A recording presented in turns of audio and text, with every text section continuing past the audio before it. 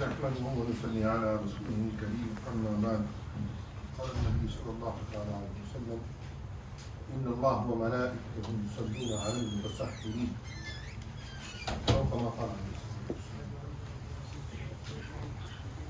My dear brothers and sisters in Islam, Alhamdulillah,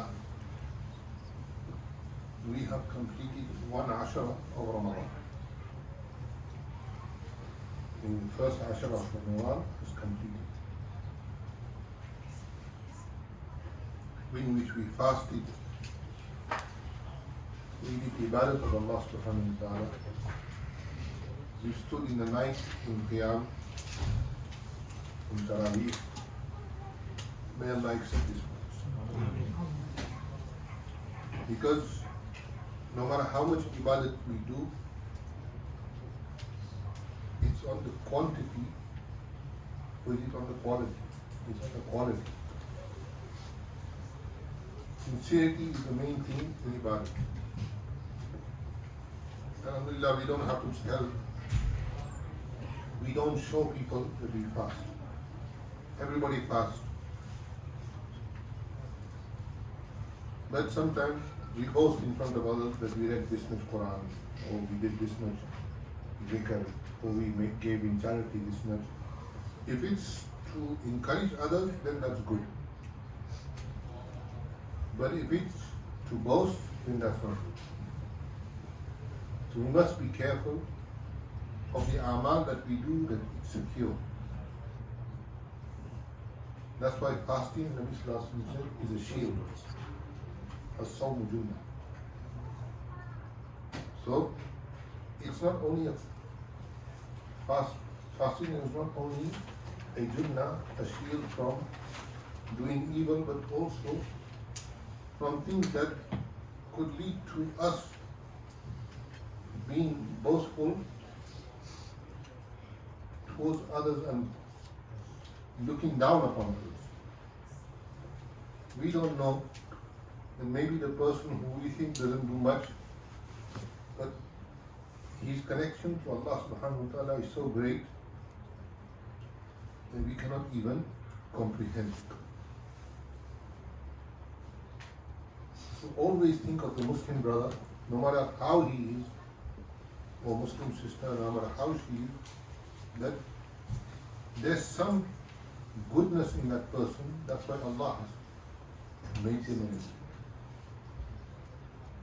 With Islam and Deen, Allah gives to whom He chooses.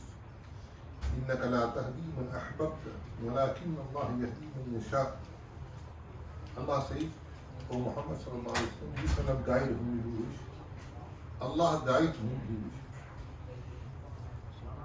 If it was for money, and if it was for honor and family and blood ties with Rasulullah sallallahu alaihi wasallam, then Allah would have guided Abu Lahab. Because Abu Lahab was Nabi sallallahu alaihi wasallam's paternal uncle. Abu Lahab and Rasulullah sallallahu alaihi wasallam. Abu Lahab and Rasulullah sallallahu alaihi wasallam's father or brothers. But Allah did not guide Abu Lahab. Allah guided Sayyidina Bilal. So in Islamic history, we don't hear of anybody who had the name Abu Lahab after Abu Lahab. In Islamic history, we don't know anybody who had the name Abu Lahab after Abu Lahab. But how many Bilals do we know? How many Bilals do we know? This is the difference. Whom Allah wants, Allah guides. And whom Allah doesn't like, Allah does not guide. So Allah does not have any blood ties to us. لم يلد ولم يولد ولم يكن له كفوا أحد. Nabi Sallallahu Alaihi Wasallam says in the hadith, إن الله لا ينظر إلى صوركم ولا إلى أعمالكم إن الله لا ينظر إلى صوركم ولا إلى أجسادكم ولكن ينظر إلى قلوبكم وأعمالكم. Allah does not look at your features, how handsome you are, how white you are, how dark you are. Allah does not look at your physical strength, but how strong you are. Allah looks at your qulub. وَلَكِنْ يَنْظُرُ إِلَىٰ قُلُوبِكُمْ وَأَعْمَالِكُمْ. And Allah looks at our amal, and how is our action. That doesn't mean that we don't dress properly. That doesn't mean that we don't comb and keep ourselves neat. But the outer beauty is not as important as the inner beauty. Abu Lahab is called Lahab because Sahabi Rasulullah said that before Islam, and before Hijrah, Nabi Sallallahu used to go into the tribes in Hajj time, and he used to give them dawah, that who will give me man awani, who will give me refuge in their place, so I can freely give dawah and so on. So this Sahabi was a young boy at that time, so he went to his father. So he said, we had heard that there is a Sabi in Makkah. Sabi means somebody who changed his religion. Because Nabi Sallallahu Alaihi Wasallam didn't believe in what Quraysh believed in, idol worship and so on. So they called him Sabi. So he said, I saw in Mina a man, very handsome, walking and calling people towards Allah, saying, Ya ayyuhan nas, qulu la ilaha illallah tuflihu. And I saw another man who had red cheeks, ذو ضفيرتين. He had two ponytails. Very handsome man also. And he was saying behind him, لا تسمعوا هذا فإنه ابن أخي وهو به جنون. And he, don't listen to this man. He's my nephew and he has junun, craziness.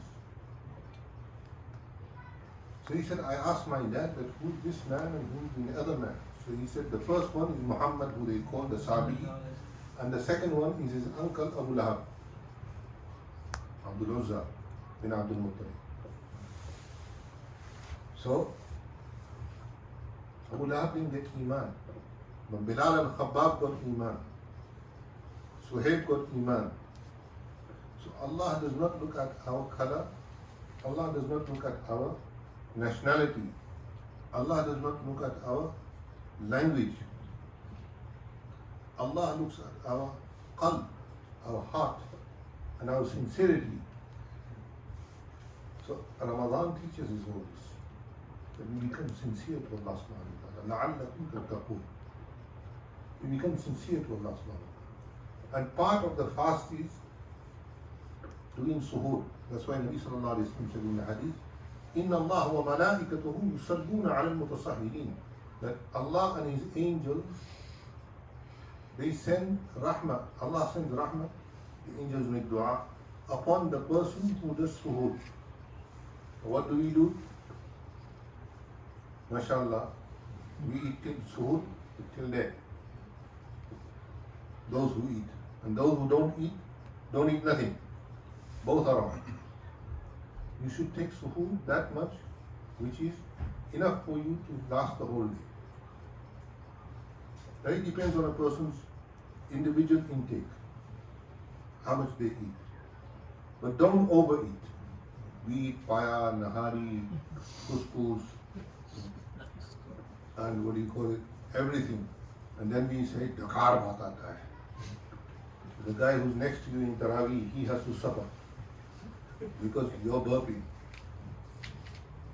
You don't eat so much that you become a burden upon the others around you. And don't eat too less also, that you're weak all the time. No. Eat what you need to. And Allah has given us many ni'mats, alhamdulillah. We should do shukr of Allah. But at the same time, one should not decline eating in suhoor. Why?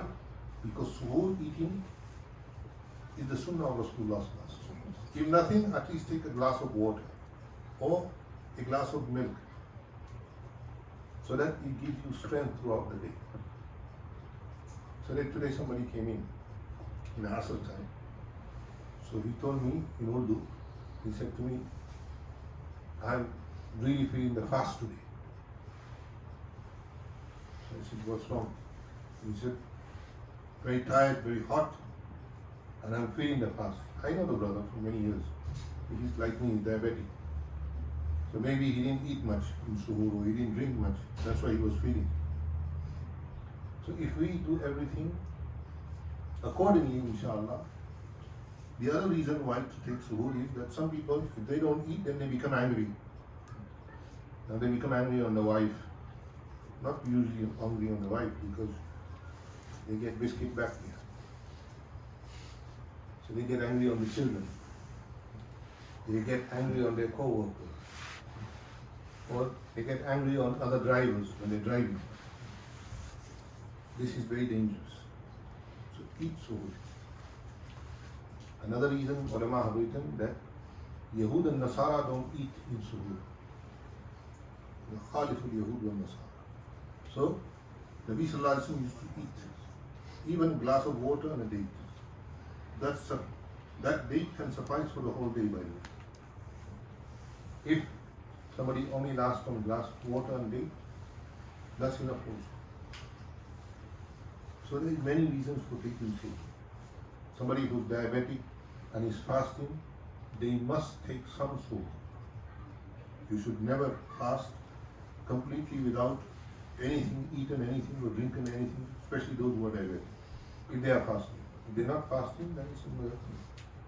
But alhamdulillah, if you fast, Allah will take care of you. Inshallah.